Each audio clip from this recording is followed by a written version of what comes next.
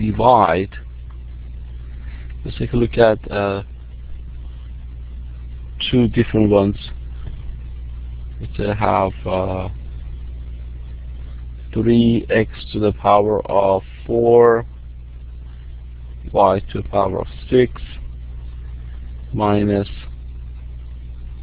12 xy to the power of 9, plus 21 xy over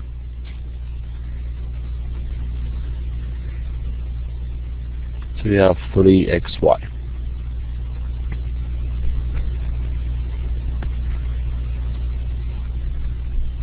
And let's take a look at another one side by side, where we have x to the power of 2 minus x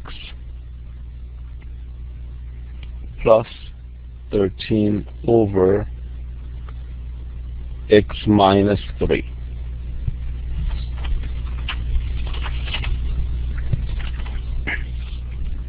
Okay. Danielle, can you tell me how do you start the first one?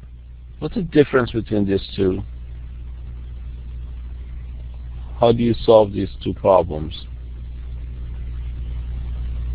Well, for the first one, I know that 3xy can be divided into 21xy, so that, you can get rid of the 3xy from the bottom. Okay, so you mean you can reduce this too? Is that what you mean? Yeah. Okay, if I reduce this two, what's going to happen to this two? I won't be able to include it. This 3xy belongs to all these three terms, right? Yeah.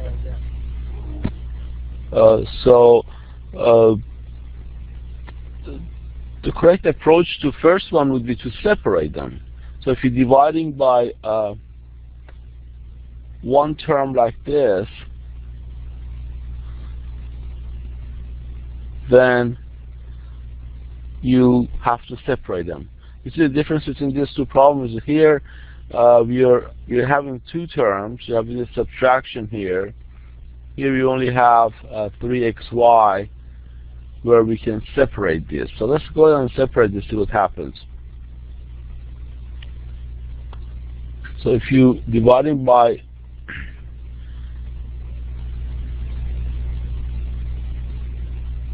monomial like that, one term, you can just simply separate them and reduce them.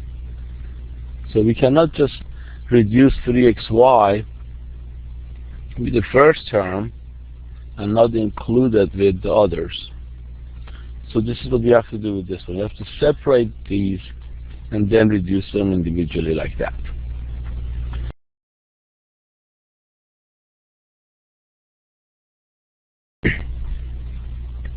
Okay, so Jennifer, can you tell me what do we get for the first time, or type what do we get for the first one? And Renee, tell me how do you reduce the second term here? Just go ahead and type your answer. Danielle, since you have a microphone, tell me what do we get when we reduce the last one?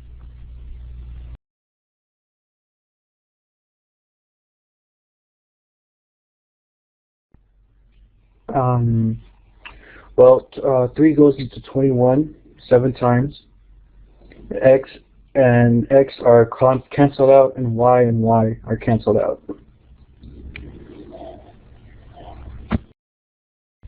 Very good. So the last term, you only get 7. And the first term, 3 over 3 would be 1. That turns to 1. And we have x to the power of 4 over x to the power of 1. Jennifer just typed the answer would be x to the power of 3. And then we have y to the power of 5. And Renee just put 7. What do you mean by 7? Okay, this would be 1, right?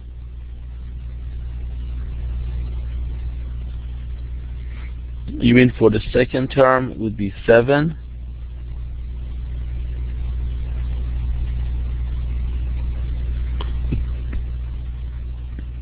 Oh, you got the third one, 7. The second one, I asked you for the second term, so it would be 12 over 3, which would be 4. And x reduces to 1.